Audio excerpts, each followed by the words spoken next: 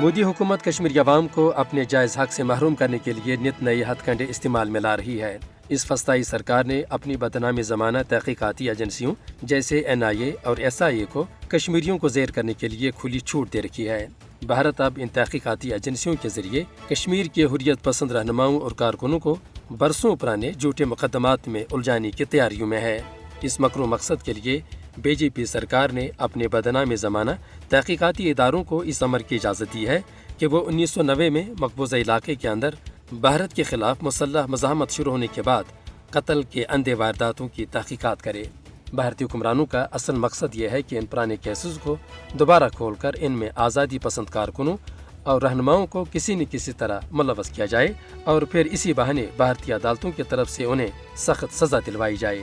اس امر میں کوئی دو رائے نہیں ہے کہ مودی حکومت عدلیہ اور تحقیقاتی ایجنسیوں کو کشمیریوں کے خلاف بطور ہتھیار استعمال میں لا رہی ہے۔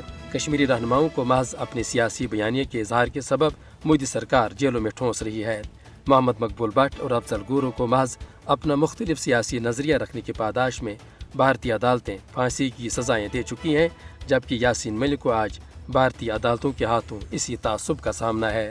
شبیر احمد شاہ، یاسین ملک، مسرت عالم بٹ اور دیگر کئی حریت رہنما اور کارکن اپنی قوم کے لیے پرامن سیاسی جدوجہد میں مصروف ہیں، لیکن بھارت نے انہیں جھوٹے مقدمات میں الجھا کر برسوں سے سلاخوں کے پیچھے رکھا ہے۔